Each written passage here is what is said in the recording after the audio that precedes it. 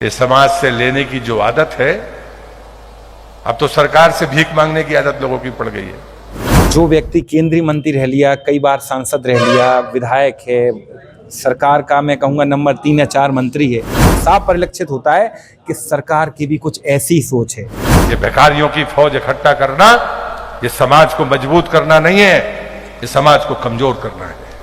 आज तो इनके मुंह से आया, हो सकता है कल और भी लोगों के मुंह से आए। जिस जनता ने आपको चुना है, आपने जिस जनता के दरवाजे जाकर वोट मांगे हैं, भिखारी तो हम हैं बेसिकली। कोई नहीं कह सकता कि मैंने प्रहलाद पटेल को ये किया। ओछे स्तर की बात करी है, इन्हें जनता से माफी मांगनी चाहिए। मंत्री प्रहलाद पटेल के एक बयान पर अब सियासत गर्म होती हुई नजर आ रही है और कांग्रेस अब मैदान पर उतरती हुई नजर आ रही है। 8 तारीख को धरना प्रदर्शन होगा, पुतला दहन होगा और ज्ञापन के बाद तमाम ऐसे आंदोलन हैं जो इनके द्वारा किए जा रहे हैं। इन दोनों लोगों से हम बात करेंगे, पूछेंगे कि किस तरह का बयान था, आखिरकार इस तरह से बयान देना क्या सही था या गलत था, क्या बातें थी। जी देखिए, सबसे पहली बात तो इस तरह के बयान क्यों हो। जो व्यक्ति केंद्रीय मंत्री रह लिया, कई बार सांसद रह लिया, विधायक है, सरकार का मैं कहूँगा नंबर 3 या 4 मंत्री है, अगर वो इस तरह के बयान देता तो ये साफ है कि साफ परिलक्षित होता है कि सरकार की भी कुछ ऐसी सोच है। अगर प्रहलाद पटेल जैसा वरिष्ठ मंत्री ऐसे बयान दे रहा तो आप ये मान लें कि इनकी सरकार का मुखिया भी ऐसा ही सोचता है। आज तो इनके मुंह से आया, हो सकता है कल और भी लोगों के मुंह से आए। इसी तारतम्य में आज हम सब लोग एकत्रित हुए, कांग्रेस के सभी हमारे वरिष्ठ जन छतरपुर जिले के, और आज हम पूरे मध्य प्रदेश में पूरे जिला स्तर पर हमने प्रेस वार्ताएं आयोजित की हैं कि जिससे सोई हुई सरकार को जगाया जाए, मोहनत सरकार को, और जिससे इस तरह की गलत बयानी दोबारा करने की हिम्मत ना रखें। हमारी मांग है। किस तरह का इन्होंने बयान दिया था? इन्होंने कहा था कि लोग मुझसे मिलने आते हैं, लोग हजारों लोग मिलने आते हैं और मिलने आते हैं किसी बहाने से, साथ में एक आवेदन दे जाते हैं। तो ये तो जनता का विश्वास है। जिस जनता ने आपको चुना है, आपने जिस जनता के दरवाजे जाकर वोट मांगे हैं, भिखारी तो हम हैं बेसिकली।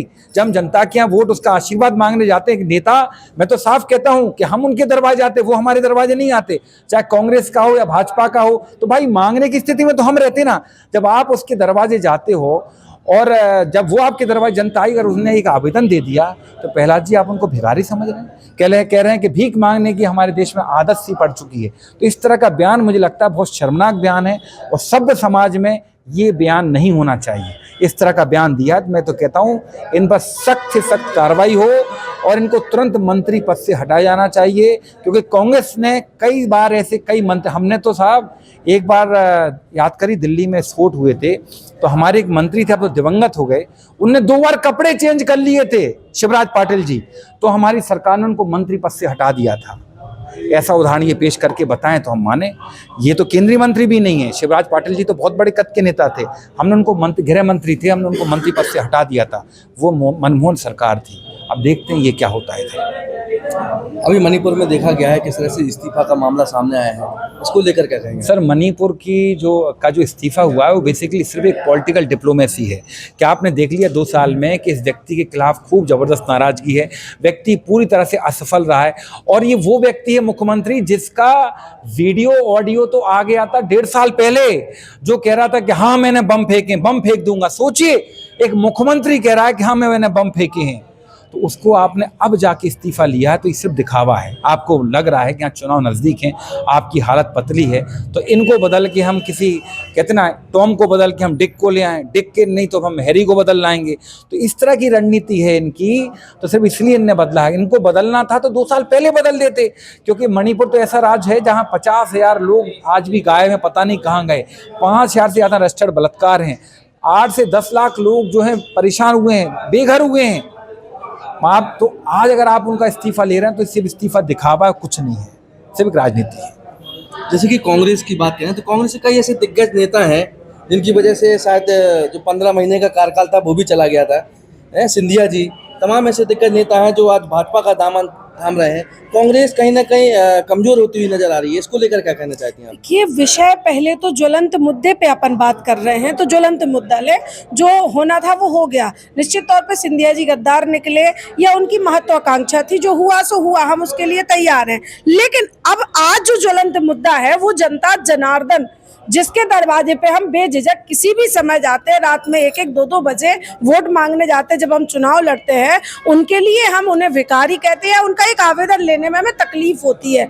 ये निश्चित तौर पे प्रहलाद पटेल जी की या भारतीय जनता पार्टी के नेताओं की मानसिक, बौद्धिक और वैचारिक स्थिति को दर्शाता है। उन्होंने उन्हें भिखारी कहा, जनता जनार्दन जो स्वयं ईश्वर का रूप है। दूसरी तरफ छिंदवाड़ा सांसद बंटी साहू को आप देख लीजिए, जिनकी उतनी उम्र नहीं है बंटी साहू जी की, माननीय कमलनाथ जी का राजनीतिक कैरियर उतना है, और माननीय कमलनाथ जी वो नेता हैं जो पूरे देश के नेता हैं, और उसके बावजूद बंटी साहू को मैं स्मरण दिलाना चाहूंगी कि वो याद रखें कि उनके आका माननीय प्रधानमंत्री नरेंद्र मोदी जी को भी एक समय सदन में शपथ दिलाने वाले कमलनाथ जी हैं। कमलनाथ जी का व्यक्तित्व बहुत ऊंचा है, उनका वैचारिक स्तर बहुत ऊंचा है। निश्चित तौर पे भारतीय जनता पार्टी के दोनों नेताओं ने बहुत निम्न स्तर की बात करी है, ओछे स्तर की बात करी है। इन्हें जनता से माफी मांगनी चाहिए। रही बात कमलनाथ जी के, अगर कमलनाथ जी के सम्मान में भारतीय जनता पार्टी का कोई भी नेता अनर्गल टिप्पणी या बयानबाजी करता है तो निश्चित तौर पर वो अपने संस्कारों को दर्शाता है, तो जनता से माफी मांगे। और कड़े शब्दों में ये कहना चाहूंगी प्रहलाद पटेल जी को, बंटी साहू जी को, कि आगे जो भी बोले 100 बार सोच समझ कर बोले। जैसे कि अब ये तो होगा मुद्दों को लेकर बात। अब हम स्थानीय यदि बात करते हैं तो स्थानीय यदि मुद्दों पर देखा जाए तो छतरपुर का सबसे बड़ा मुद्दा अभी वर्तमान में चल रहा है। जैसे मेडिकल कॉलेज का था, वो सपना भी पूरा होने वाला है। तमाम 200 बेड का हॉस्पिटल भी बन के अब तैयार हो रहा है जिला अस्पताल में। लेकिन अब फ्लाईओवर जिस तरह से देख रहे हैं, छतरपुर में जाम की स्थिति है, फ्लाईओवर को लेकर कांग्रेस शांत क्यों है? नहीं, कांग्रेस बिल्कुल शांत नहीं है। जहां जनता से जुड़ा हुआ मुद्दा है, जहां जनता के हित की बात है, कांग्रेस हर कदम पर साथ है। हर व्यक्ति के साथ जो लोकल की समस्याएं लेके कांग्रेस पार्टी के कार्यालय में या हमारे विधायकों के पास या जिलाध्यक्ष के पास या किसी भी कांग्रेस कार्यकर्ता के पास जाता है, हम उसका सहयोग करते हैं। फ्लाईओवर के मुद्दे में भी जहाँ जनता की हित है वहाँ कांग्रेस उनके साथ है और जोर शोर के बात रखेगी। बार बार एक ही मुद्दा सामने आता है कि कांग्रेस पार्टी केवल परिवार पार्टी है, केवल एक ही परिवार से चलने वाली पार्टी है। ये कई बार प्रेस कॉन्फ्रेंस में भी मुद्दा उठते हैं, पत्रकारों के द्वारा पूछा जाता है।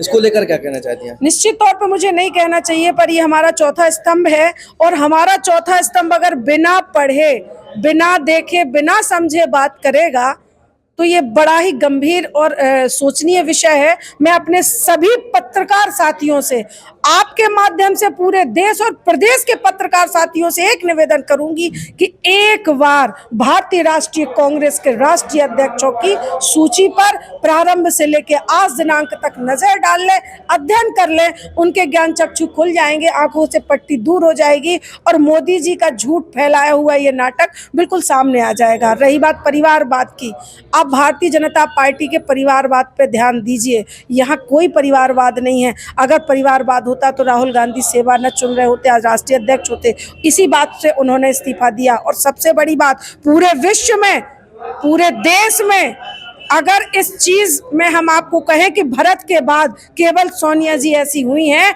जिन्होंने राजगद्दी का त्याग किया है, तो वो भारतीय राष्ट्रीय कांग्रेस की अध्यक्षा नेहरू गांधी प्रहलाद पटेल जी के इस बयान को लेकर कांग्रेस क्या मांग कर रही है? निश्चित तौर पर इस्तीफा दें प्रहलाद पटेल, अपने इस अहंकार का सिर झुकाएं और वही अहंकार का सिर झुककर जनता के चरणों में माफी मांगे, जिनका दरवाजा किसी भी समय खटखटाते हैं और वोट की भीख मांगते हैं। ये स्वयं भिखारी बन के जाएं और जनता से माफी मांगे। आप क्या मानते हैं भाई साहब, क्या होना चाहिए? मैं तो पहले ही कहा, सबसे पहले इस्तीफे के नीचे कोई समझौता है ही नहीं, क्योंकि आज अगर इनने जनता को भिखारी कह दिया है, कल मैं वही तो कह रहा था, कल पता नहीं क्या क्या कह सकते हैं।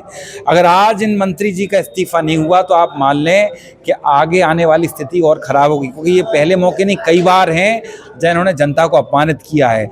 आपको याद होगा बाबा साहब अम्बेडकर को सदन में खड़े होकर अपमानित करने वाले भी इनके नेता अमित शाह हैं, उसके ऊपर भी इस्तीफा नहीं दिया। और अगर आज भी इस्तीफा नहीं होता है प्रहलाद पटेल का, तो ये अब मान लें कि अभी जो पार्टी है बेलगाम हो चुकी है। सत्ता के नशे में तो बहुत पहले से चूर हैं। हाँ, अब इनको ये कहते हैं ना अपने बुंदेलखंडी में कि आदमी को आदमी नहीं समझ रहे अब जी।